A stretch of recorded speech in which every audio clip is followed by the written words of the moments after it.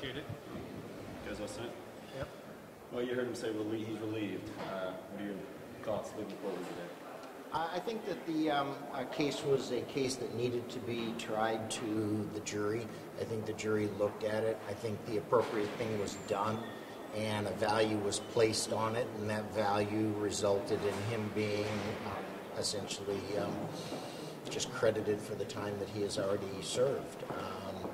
I think the case was overblown. I don't think that the case really justified the attention that it got, but thank God that we have a system where these things can be tried in an open forum, in a public forum, and thank God for the jury system. Talk to us about the restraining orders going forward. Do you have any involvement in those? Do you fight those? They sort of discussed it just briefly there. The restraining orders are remarkably easy to get, and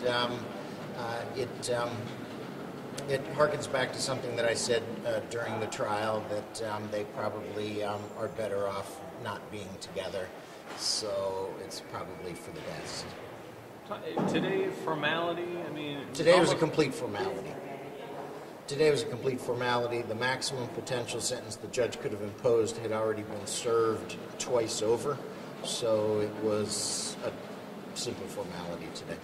So the only question really was whether or not they retried on the domestic violence? And really they couldn't, and the reason why they couldn't is because the same knowing standard that the jury was unable to find would have to be the standard that they would have to find in a domestic violence, and that jury already demonstrated that they couldn't get there. So from an intellectual standpoint, there was no justification going forward whatsoever on the domestic violence case. They just simply didn't have the proof. What manner do you think it was overblown?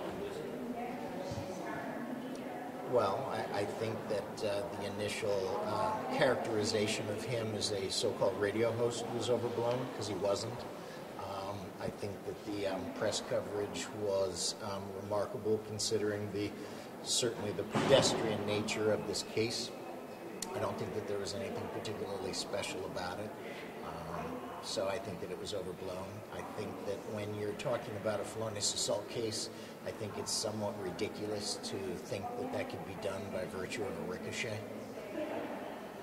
I'm not much of a pool player. If he wasn't a former radio host, what was he? He was just a small businessman. He happened to rent some time on a local radio host, or a radio show, which was essentially an advertising situation. So it was just mischaracterized. Good. Thank you. Thank you. Very much. Appreciate it.